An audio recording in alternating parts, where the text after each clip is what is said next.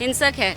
हिम्मत है तो बोले जरा मुस्लिम के लिए, किसी और धर्म के लिए बोलकर दिखाए, पर नहीं, वहाँ वो हिम्मत नहीं करेगा, वहाँ नहीं बोल सकते ना, क्योंकि अगर वो हिंसक है तो उन्हें अपनी गर्दन पता है ना कि वहाँ बोलते ही गर्दन जाएगी। मैं हिंदुओं के बीच में रहती हूँ, उनसे मिलती हूँ, जुलती हूँ। हाँ, वो बात है कि हम अपनी रक्षा करना, पहल हम करते नहीं, बाद में हम छोड़ते नहीं वाली नीति पे चलने वाले आज का हिंदू वो है। चाणक्य नीति के अनुसार एक विदेशी माँ का जो बेटा है उसको राजनीति में ही नहीं होना चाहिए। सबसे गलत बात तो ये है कि इसकी माँ विदेशी है, इसके दादा मुसलमान हैं, इनका हिंदू धर्म से कोई सरोकार नहीं है। अगर आप में हिम्मत थी तो आप विधर्मियों का चित्र भी दिखाते ना, तब आपको पता चलता। क्यों? क्योंकि अगर इसने वहाँ चित्र दिखाया होता तो आज इसका सर तन से जुदा हो चुका होता। डर था। तो हिंदू सहिष्णु है, तभी तुम्हारे में हिम्मत हुई है ये बात करने की, तुम्हारे में बोलने की। सबको शर्म आनी चाहिए, जितने हैं सबको। अगर थोड़ी सी भी शर्म बाकी है ना तो चुल्लू भर पानी में डूब मरे वो सारे, उनके सहयोगी भी और जो जिन्होंने उनको वोट दिया वो भी। वो सनातनी कहलाने के लायक नहीं है, उनको शर्म आनी चाहिए। यही बात अगर वो दूसरी कौम के लिए कह देते तो मेरे ख्याल से आज वो बच के अपने घर नहीं गया होता। राहुल गांधी ने जो बयान दिया है इसको लेकर क्या कहना चाह रहे हैं? नहीं, आपको क्या लगता है कि इस बयान में कितनी सच्चाई है? मैं आपसे पूछती हूँ, आप यहाँ पब्लिक के बीच में रहते हो, इस तरह की बातें करना, वो भी लोकसभा के अंदर, जिसे न्याय का सांसद, न्याय का वो कहा जाता है, धर्मस्थल कहा जाता है, वहाँ पे खड़े होके आप हिंदू को हिंसक कह रहे हो। आपने हिंदुओं की हिंसा देखी कब? या तो आप 84 में जो दंगे आपने करवाए, आप उन हिंदुओं के बारे में बात कर रहे। आप पूरे हिंदू समाज को लेके चलो ना। मैं सिख हूँ, लेकिन मुझे तो हिंदू हिंसक नहीं लगता कभी भी। मैं हिंदुओं के बीच में रहती हूँ, उनसे मिलती हूँ, जुलती हूँ। हाँ, वो बात है कि हम अपनी रक्षा करना, पहल हम करते नहीं, बाद में हम छोड़ते नहीं वाली नीति पे चलने वाले आज का हिंदू वो है कि हम पहल नहीं करेंगे, लेकिन बाद में अगर आप कहो कि हम पिटेंगे या एक गाल पे तमाचा खा के दूसरा आगे करेंगे, हम गांधी नहीं है और हमें गांधी बनना भी नहीं है। गांधी की नीतियों ने जो 47 में करवाया, जो 84 में हुआ, वो हम दोबारा नहीं चाहते हिंदुस्तान में। हिंदुस्तान का हिंदू सिर्फ धर्म की रक्षा करना चाहता है, वो किसी दूसरे धर्म पे प्रहार नहीं करता। वो नहीं कहता कि वो किसी दूसरे धर्म का सम्मान नहीं करता, ऐसा नहीं है। हिंदू हर एक धर्म का सम्मान करता है, हर धर्म के लिए खड़ा है, लेकिन वो अपने धर्म पे जिस दिन आँच आएगी वो आवाज़ उठा के खड़ा रहेगा, चाहे वो महिला हो, पुरुष हो, बच्चे हो, हमारे बुजुर्ग हो। हम हमेशा, हिंदुस्तान में रहने वाला हर नागरिक हिंदू है, क्योंकि अमेरिका में रहने वाला अमेरिकन है ना, रशिया में रहने वाला रशियन है, तो हिंदुस्तान में रहने वाले को आप हिंदुस्तानी तो कहोगे, क्या कहोगे? तो हम तो उस परिपट्टी को लेके चलते हैं, और आप पूरे हिंदुस्तान को खड़े होके हिंसक कह दोगे तो ऐसा नहीं चलेगा मिस्टर गांधी। ये आपको अपनी ज़बान, जो आपकी प्लास्टिक की ज़बान, कभी आलू से सोना बनाने लगती है, कभी हिंदू को हिंसक कह देती है, कभी हर एक को 8500 रुपये खटाखट करके भेजने लगती है, तो अपनी ज़बान को थोड़ा लगाम देना सीखना पड़ेगा। चाणक्य नीति के अनुसार एक विदेशी माँ का जो बेटा है उसको राजनीति में ही नहीं होना चाहिए। सबसे गलत बात तो ये है कि इसकी माँ विदेशी है, इसके दादा मुसलमान हैं, इनका हिंदू धर्म से कोई सरोकार नहीं है, ना इसे कोई ज्ञान है, ना इसे जन्म से कुछ मालूम है हिंदू का, तो ये राजनीति में है ही क्यों? मैं तो सबसे पहले ये कहूँगी, ये सबसे बड़ा कसूरवार है कि इसको हमने राजनीति में रखा हुआ है, जिसे कुछ ज्ञान ही नहीं है, ना हिंदू धर्म का, ना देश हित का, ना राष्ट्र हित का। तो हम चाहेंगे जो भी हिंदू धर्म के लिए गलत कहेगा उसको माफ़ी मांगनी ही पड़ेगी, और जो इसके साथ मिले हुए हैं हिंदू, वो भी जयचंदों का काम कर रहे हैं। इन्हीं जयचंदों ने भी हमारी पृथ्वी चौहान थे हमारे, उनको हराया था। इन्हीं जयचंदों के कारण ही हमारे हिंदुओं की हमेशा हार हुई है और आगे भी होती रहेगी। आपने विधर्मियों का चित्र क्यों नहीं दिखाया आपने?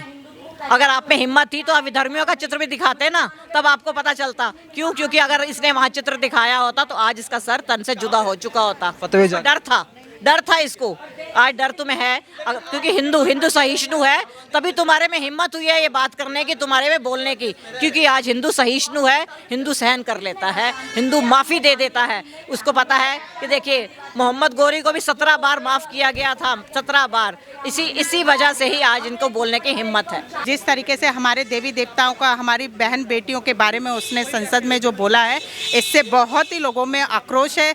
सड़क पे महिलाएं भी उतर आई हैं।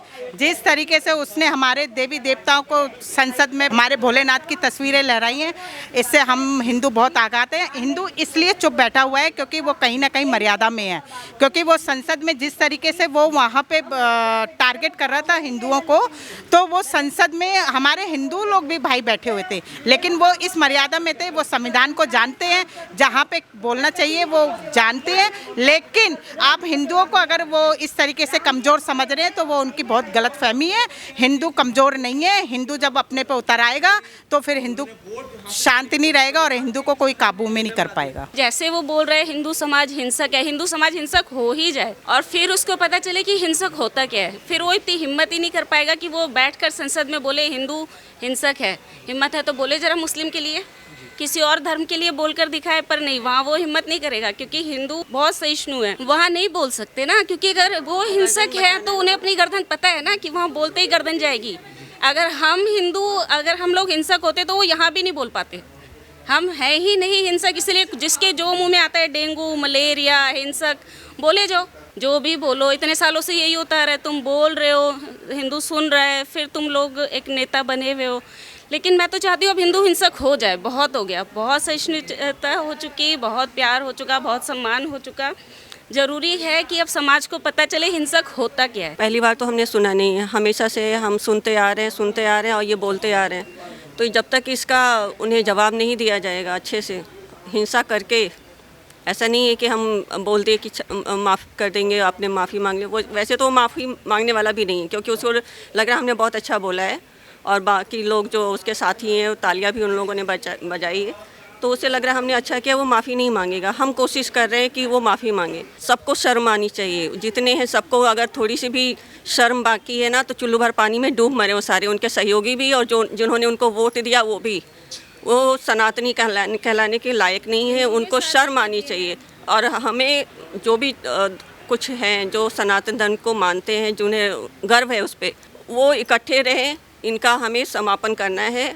ठीक है, इस बार इन्होंने झूठ बोल के, इनका आदत है झूठ बोलना, जनता में भ्रम फैलाना, भ्रम फैला के हाँ बांट रहे थे। यही झूठ बोल के इन लोगों ने सीट जीता है। तो ये चीज़ हम हर हिंदुओं को चाहिए कि इनके सामने जितना हो सके उतना सबको सच्चाई बताए कि ये चीज़ है क्या, ये लोग हैं क्या। देखिए, राहुल गांधी ने जो भी बयान दिए हैं, जो भी मतलब वहाँ पे संसद में बैठ के बोला है हिंदू हिंसक है, यही बात अगर वो दूसरी कौम के लिए कह देते तो मेरे ख्याल से आज वो बच के अपने घर नहीं गया होता।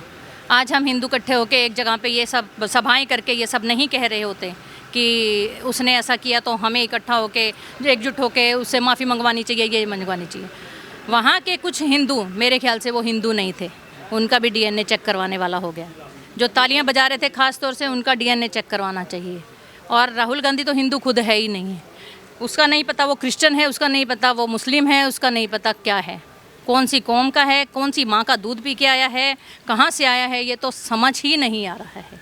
इसीलिए वो हिंदुओं को हिंसक बोल रहा है। इसकी राहुल की गलत सोच है। वो ये मान बैठे हैं कि हिंदू बिखरे हुए हैं।